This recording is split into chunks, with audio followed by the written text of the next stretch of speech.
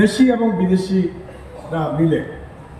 আমাদের দেশে কিছু রাজনৈতিক দল একদিকে সংলাপ করছে, সংস্কারের মিটিং যাচ্ছে, সরকারের সাথে বৈঠক করছে, আরেকদিকে মাঠে বিক্ষোভ করছে নির্বাচন না করার জন্য। আবার এখন থেকে 6 মাস আগে প্রার্থী দিয়ে পোস্টারিং করে 6 লাখ করে ফেলছে, মাইকিং করতেছে তাদের প্রার্থীর পক্ষে। তাহলে এই যে তারা ইসলামের কথা বলে তারা যে ত্রিমুখী চরিত্রের প্রকাশ ঘটাচ্ছে, ত্রিমুখী, এই বিষয়গুলো ভাবতে হবে যে ওরাও নির্বাচনটাকে নষ্ট করে দিতে চায়। ওদের ব্যাপারে আমাদের সতর্ক থাকতে হবে। ধর্মীয় অনুভূতিতে আঘাত করে ধর্মীয়ভাবে দাঙ্গা সৃষ্টি করার জন্য হিন্দু মুসলিম, পাহাড়ি বাঙালি বা বুদ্ধ মুসলিম, এই দাঙ্গা সৃষ্টি করার জন্য একটি দেশের প্রক্রিয়ায় ষড়যন্ত্রে আমাদের এখানে 171টা ছোট ছোট ঘটনা ঘটেছে ধর্মীয় প্রতিষ্ঠান নিয়ে।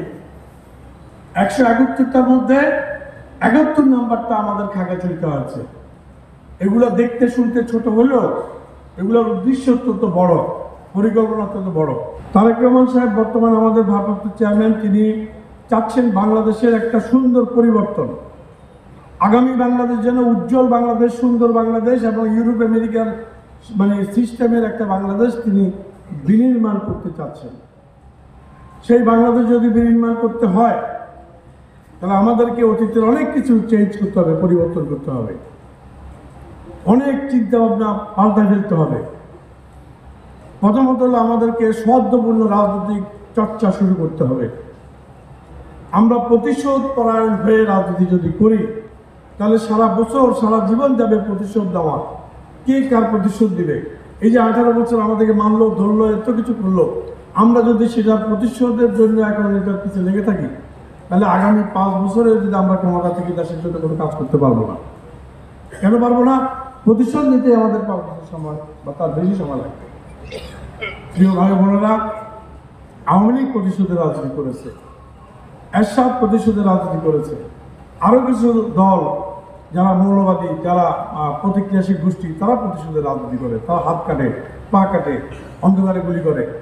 তো এই সকল রাজনৈতিক দলের উদ্দেশ্যে আমাদেরকে একটু উদার মনোভাব নিয়ে, উদার দৃষ্টিভঙ্গি নিয়ে আমাদেরকে কাজ করতে হবে।